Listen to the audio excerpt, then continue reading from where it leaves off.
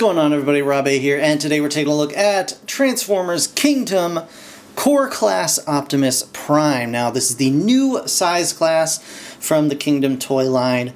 It's a little smaller than a deluxe. It's bigger than, like, your Cyberverse, or I don't even remember what the size classes are called anymore, but it's kind of like it's pocket-sized, for sure. You got a little Optimus Prime here. And he's pretty neat. These retail for $10, and you can see you get some nice artwork up at the top there of our dear friend Optimus Prime. He does come with his standard Optimus Prime weapon, which is kind of cool. I'm kind of glad that this figure actually comes with an accessory, especially at this size class. And we can see on the back, transforms in 11 steps. You got a very kind of classic looking Prime there. And again, a classic looking robot mode as well. And there's really not much else to say about that. You can see core class. And yeah, that's really it. This is actually my first Kingdom figure. So we're going to see how we feel about the Kingdom line going forward. So yeah, we're going to go ahead and get this guy out of the package and check him out right now. Alright guys.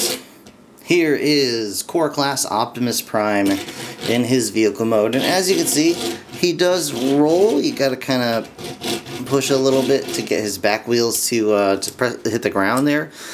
Just because stuff tabs in, it just doesn't tab in super tight or like super anything. If that makes sense. So yeah, we've got some weird decisions made here on this figure, and I'm not really sure about them. So you can kind of see there's little tabs underneath there, and I believe that's just to kind of keep this piece level, but they don't actually tab into anything. They just kind of sit on top of the robot mode thighs there, whereas they could have, like, you know, done something different and tabbed into the knees here where you've got the kind of slots for the ball joints.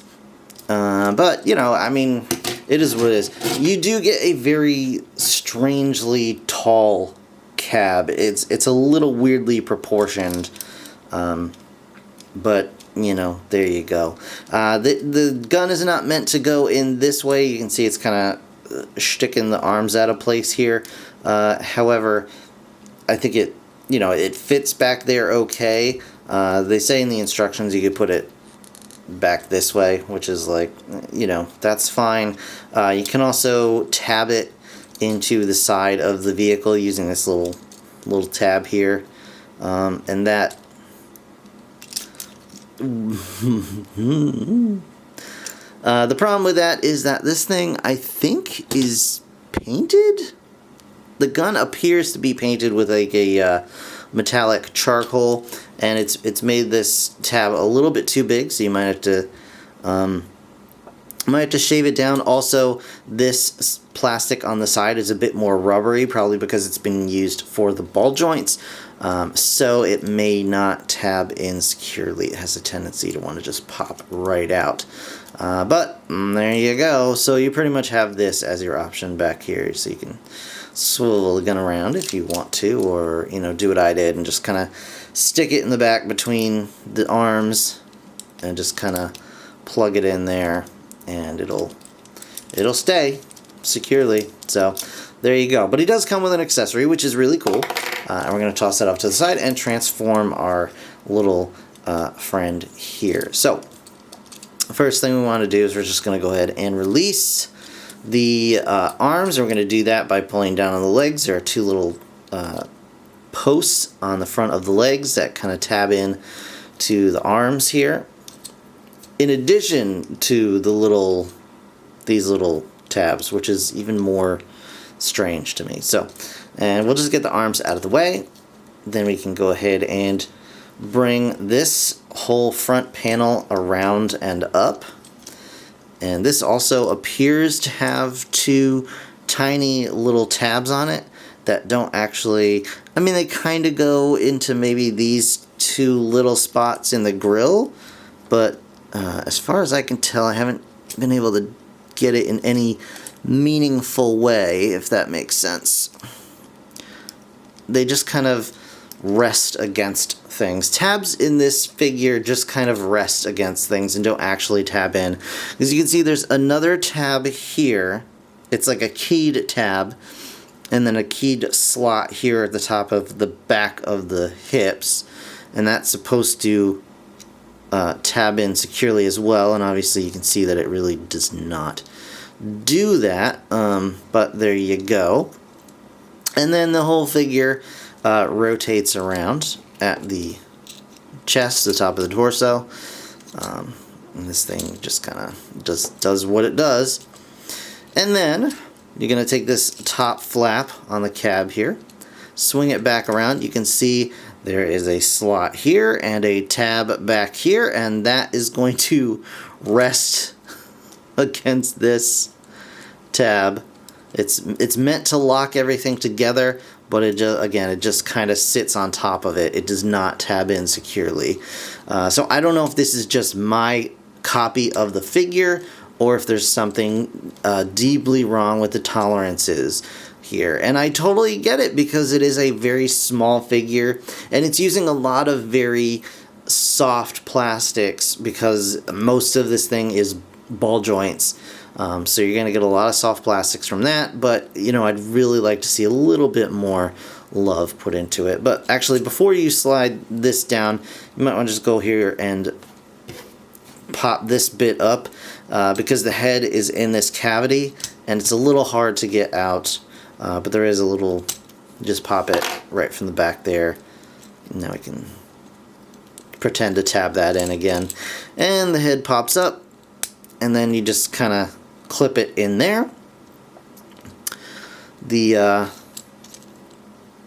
arms come around like so, and you can see the fists are turned in, and I've got the little post here, so I guess you could use fire effects if you wanted to. So anything that fits there, so I guess he could club somebody with his gun. It would have been cool if he, well, I mean, it would have been cool if they used this for transformation and had his arms actually like plug in somewhere, but whatever. And you just clip the arm, you swing the fists out, and they clip out here, and then you separate the legs, and there you go. You have a little Optimus Prime. Yay! And this robot mode is really neat. I mean, it's a nice little Optimus Prime figure, and it is very little. Let me show you guys a quick size comparison here with Earthrise Optimus Prime, the Voyager. He comes up to, like mid-thigh on this dude. So that's pretty cool, and just standard kind of deluxe. You can see. So he is pretty small. He's like old school Scout class size, maybe even a little smaller. I'm not entirely sure. I don't have any Scout class figures handy nearby, but yeah, he is a nice little Optimus Prime figure. He does not really rotate at the waist, but you can swing this up if you wanted to get like some kind of rotation up at the mid-torso. He, I guess, due to transformation, does have a bit of an ab crunch sort of thing going on here, so there's that. Ball joints at the shoulders, and the elbows, and the hips, and the knees. These are also ball joints, so you do get technically like a thigh rotation going in there. Feet are sort of posed at a slight angle, and they are molded that way, so you're going to get a slight A stance from this figure. You're not going to get a solid up and down. I mean, I guess you could, but there's going to be a little bit of a gap between his foot and the floor, or the whatever surface. The head does move. I believe the head is, no, it's just clipped in there. It feels like it's on a ball joint, but it just swivels, I guess. So, but you can, I guess, move it down if you wanted to, and up a little bit, but you kind of break the figure's lines. I don't know, whatever. You can put this gun in his hand. Put that gun right there.